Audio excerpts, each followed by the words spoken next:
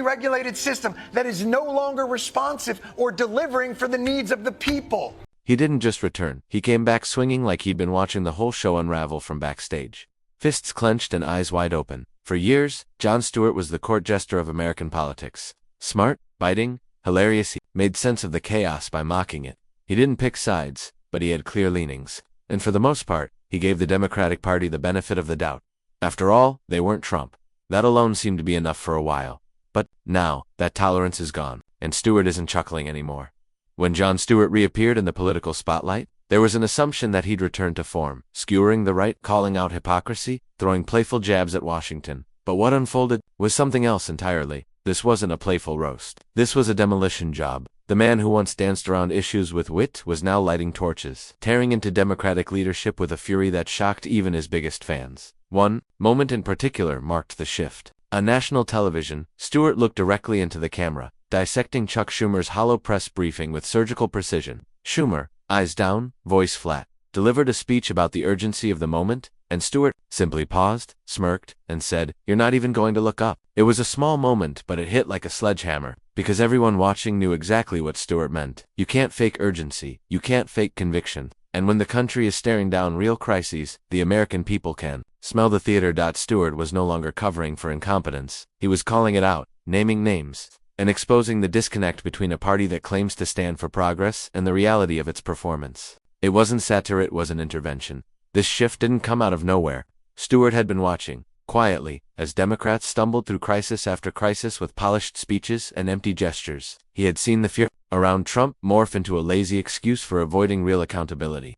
And now, in front of millions, he was finally saying what many had been thinking for years. If the left won't do better, it doesn't deserve to win. In that moment, the line between comedian and commentator disappeared. What remained was something sharper. Stewart wasn't here to entertain anymore. He was here to expose the rot.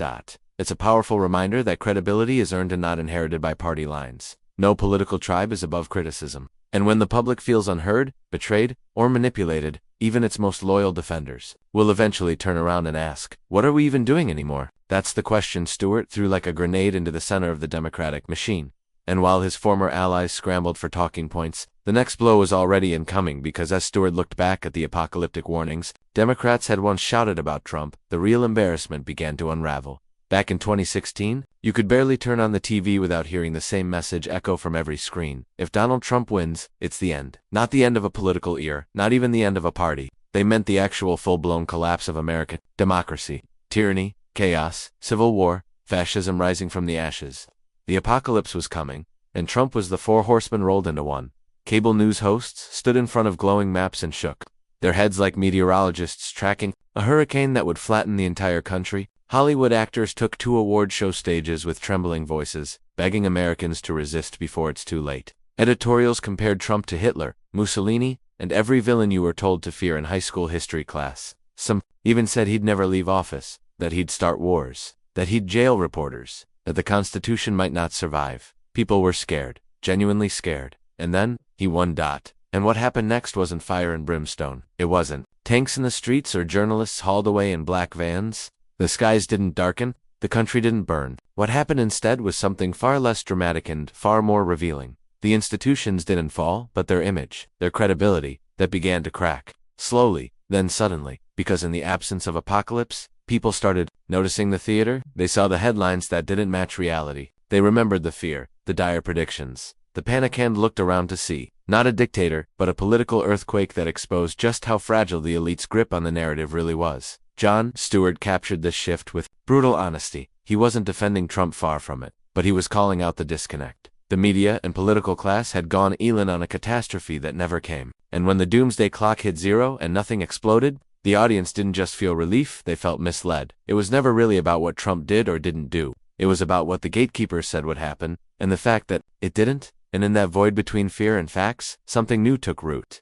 People who'd once trusted every headline started asking tougher questions. Trust, once broken, is hard to rebuild. And here's the twist. That overblown panic didn't weaken Trump, it made him stronger. Because while the left screamed the world is ending, Trump kept saying, they're lying to you. And for millions of Americans, it started to feel like he was right, not because he was perfect, but because his critics looked so desperate to destroy him, they forgot how to tell the truth. It was one of the most profound political miscalculations in recent memory. not just because it failed, but because it backfired. And that failure, that overreach, set the stage for everything that followed, including the hollow campaigns, the media fatigue, and the growing sense that the left wasn't fighting for solutions anymore. It was fighting ghosts. Which brings us to the next critical mistake, one that Stewart couldn't ignore. Because while Democrats were busy waging war on shadows, they forgot to build a real strategy. They forgot how to lead. And nowhere was that clearer than in the rise and rapid fall of Kamala Harris. After the shock of 2016, the Democratic Party didn't regroup, they rebrand. And not in the way political veterans had hoped. Instead of going back to the drawing board with real policy, real ground game, and real leadership, they reached for something shinier, louder, easier to share. They grabbed a hashtag. Suddenly, every cause became a slogan. Every campaign became a vibe.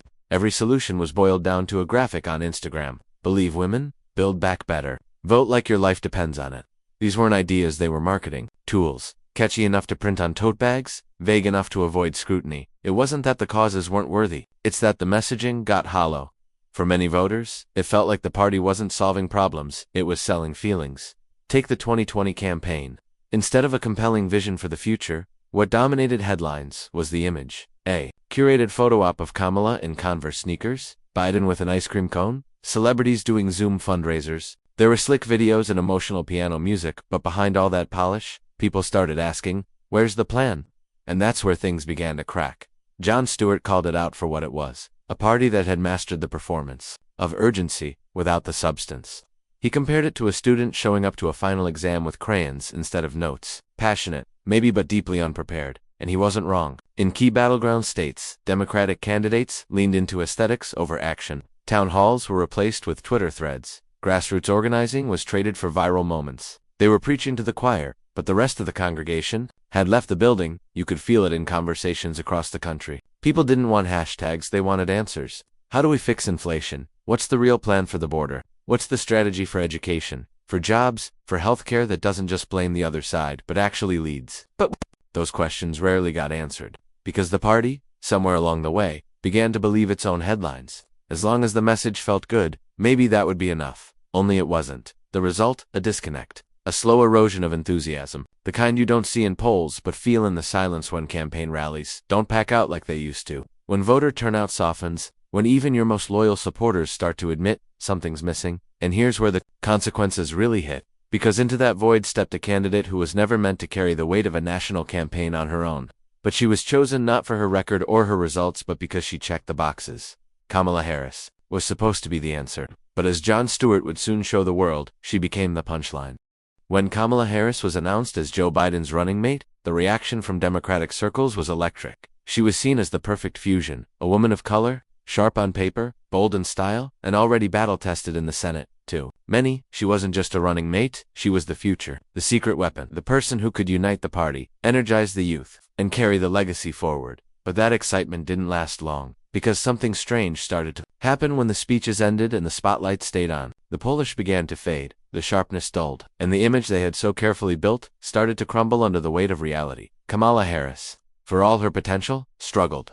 In interviews, her answers were often circular, vague, or outright confusing. Her laugh, meant to be charming, began to surface at the most awkward moments, almost like a reflex. In serious settings, she seemed unprepared. On the international stage, unsure, and during press briefings, evasive. One viral moment came during a network interview when she was asked about visiting the border during the migrant crisis. Her answer, "We've been to the border." When pressed further, she added, "I haven't been to Europe either." It was a strange deflection, almost surreal. People weren't expecting perfection, but they were expecting clarity, leadership, and what they got instead was uncomfortable. Jon Stewart didn't miss it. He latched on with the precision of someone who's seen political spin 1,000 times before. For him, this wasn't about gaffes. It was about the deeper issue, how someone so heavily promoted as a symbol of strength could be so unsteady when it mattered most. And that disconnect was painful to watch. Not just for critics but for supporters too, because at some point, the party stopped promoting Kamala as a candidate and started protecting her like a brand. The media softened the coverage. Interviewers treaded lightly. Every appearance was carefully managed. And yet, the moments kept slipping. The confidence never quite landed. The result was a quiet but unmistakable erosion of faith. Her approval ratings dropped faster than any vice president in recent history. Behind closed doors, whispers turned into frustration. Why wasn't she connecting? Why didn't the energy from the campaign trail translate into action? The answer, for many, came down to this. Kamala wasn't the problem. The myth around her was, She had been elevated too quickly, sold as a powerhouse, before she had the foundation to stand on. The public didn't reject her, they rejected the illusion. It's a painful reminder that no amount of identity, charisma, or PR can replace experience, conviction, and authenticity. Voters may be forgiving, but they're not blind. When someone's not ready, it shows. And that miscalculation had consequences. Because when the party needed a bold, clear voice to rally behind, what they got instead was awkward silence and hesitant speeches.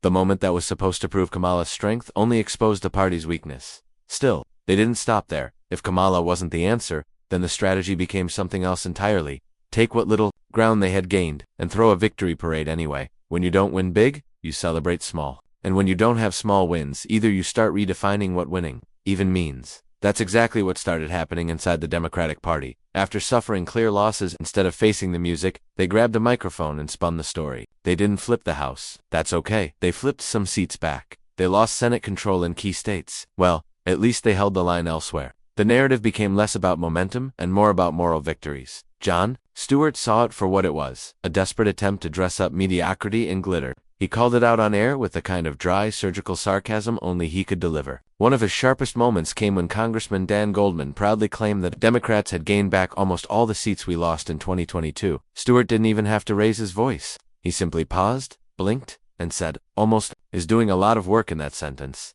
And he was right.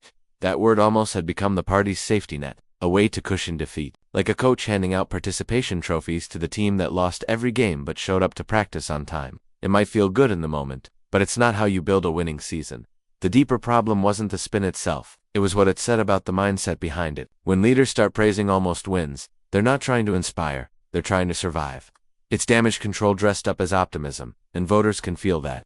They know the difference between real progress and self-congratulation. They see when a party is moving with purpose, and when it's just trying to keep morale from falling apart. That gap between words and reality creates something dangerous: apathy. If the people in charge are busy celebrating what barely happened, the people on the ground start to check out. They don't feel fired up, they feel patronized. It's a quiet erosion, but it's real. And it's part of what led to the flat energy in recent rallies, the awkward town halls, the dry applause at party events, not because people don't care but because they're tired of being told that crumbs are caked. And yet, the Democratic leadership didn't seem to recognize it. Instead of recalibrating, they doubled down on performance. Instead of rebuilding trust, they started building theater. And that's exactly what came next. A ceremony, a spotlight, and a speech filled with firsts. Not accomplishments, just identities. A showcase of who the new faces in Congress were, but not what they had done. That moment, too, would become a symbol of the problem. Not because it was diverse, but because it was empty. And Jon Stewart would be watching. Again, it was supposed to be a celebration, a proud showcase of the newest members of Congress, fresh faces from every background, every walk of life. A moment to honor representation, progress, and the future. Instead, it felt like a bad school assembly. The room was stiff.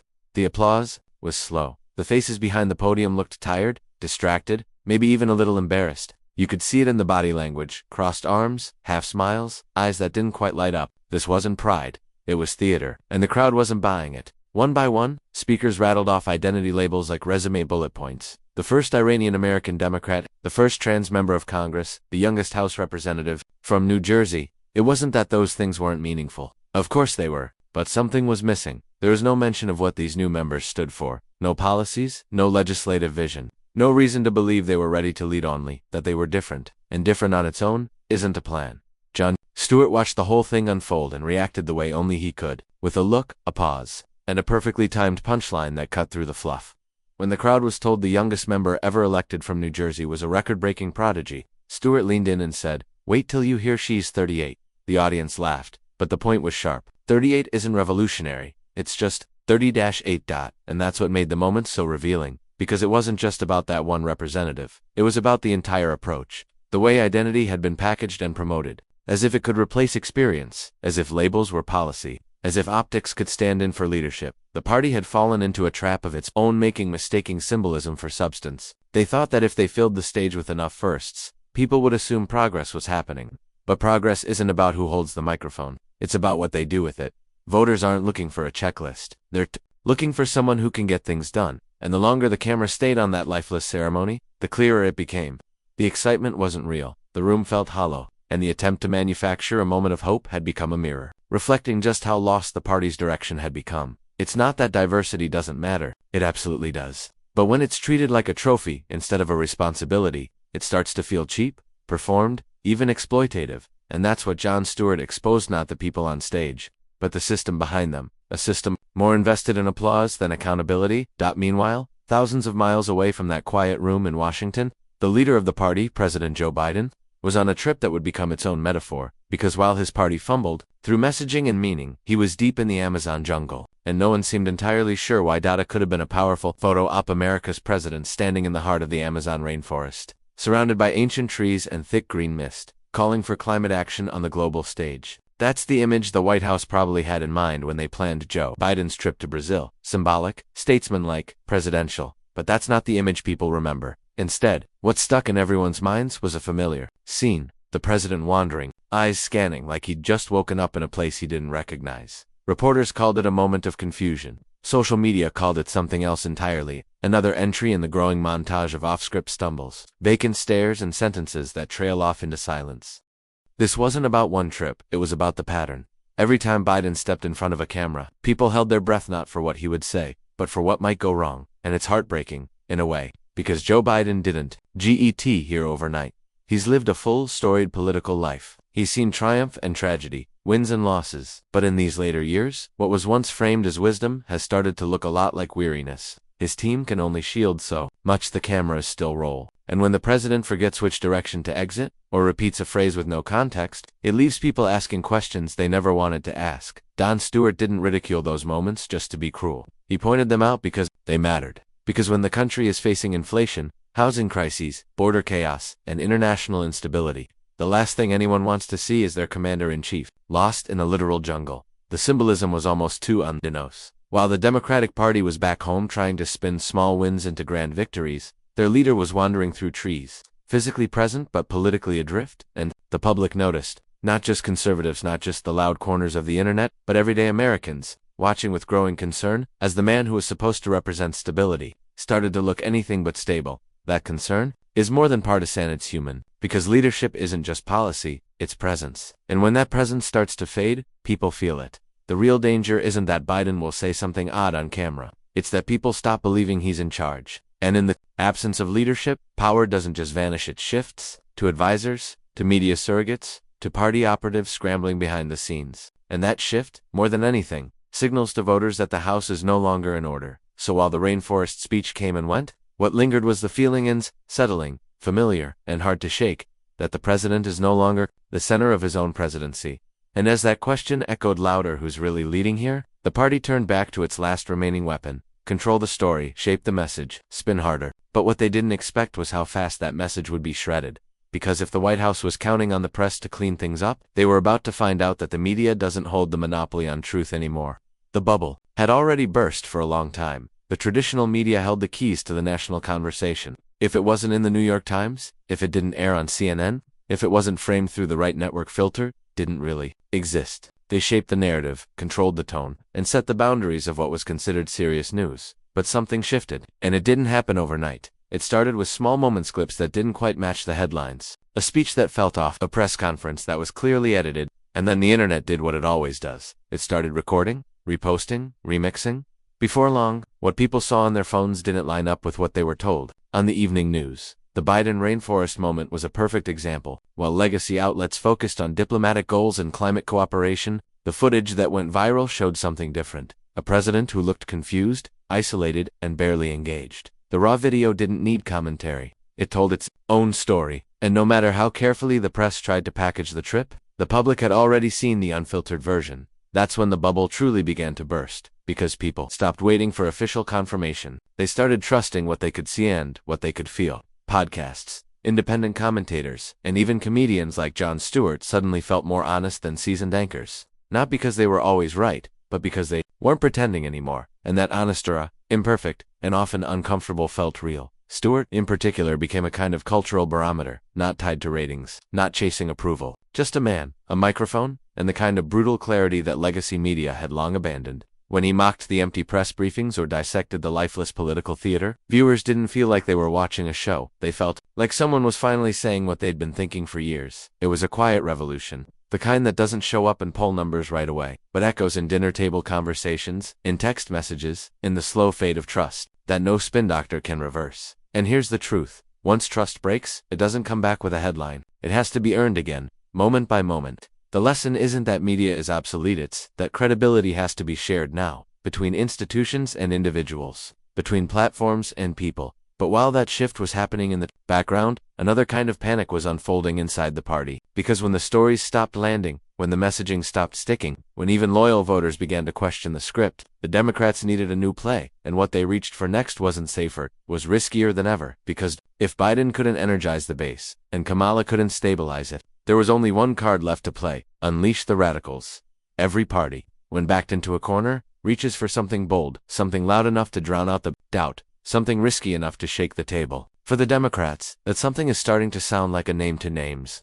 Actually, Alexandria Ocasio-Cortez and Bernie Sanders. It began as a whisper, just speculation from a few progressive circles. But lately, it's been growing louder. The idea of pairing the youngest, most vocal face of the progressive left with its most seasoned revolutionary isn't just a fantasy for activists anymore. It's floating through think tanks, landing in interviews, and creeping into the headlines. An AOC Bernie ticket. To the party's base. It sounds exciting, electric, a generational bridge between the fired-up youth and the ideological godfather of democratic socialism. They see energy, they see fire, they see anything that's not the status quo. But for party insiders, it's setting off alarms. Because behind the scenes, the Democratic establishment is sweating bullets. Not because they doubt AOC's ability to pull a crowd, she's proven she can. Not because they question Bernie's loyalty, he's been consistent for decades. It's because they know what that ticket signals to the broader public: a hard left pivot.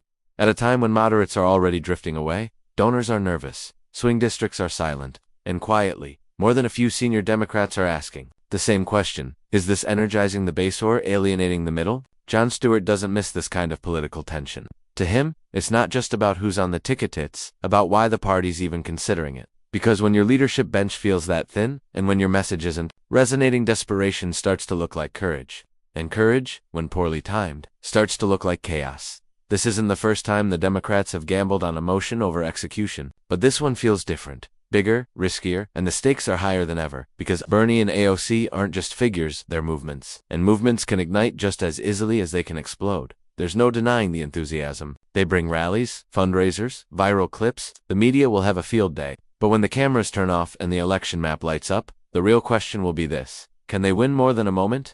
That's where the fear creeps in, because Kamala had moments too. She had crowds, endorsements, momentum, and then the votes came in, and all that energy vanished like mist in the morning sun. It's a lesson the party keeps learning the hard way: hype doesn't always translate to ballots. Identity isn't a substitute for instinct, and if your strategy is based on who can trend on Twitter, you're not running a campaign, you're running a spectacle. Still, for now, this is where the story sits: a party pulled in two directions, trying to find its footing on a shifting floor.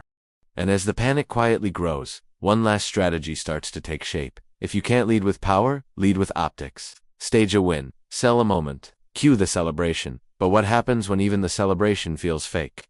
That's where Jon Stewart is headed next. Straight into the heart of the political theater. There's a moment in every performance right near the end, when the audience stops clapping out of habit and starts looking around, wondering if they've just been watching a show or something real.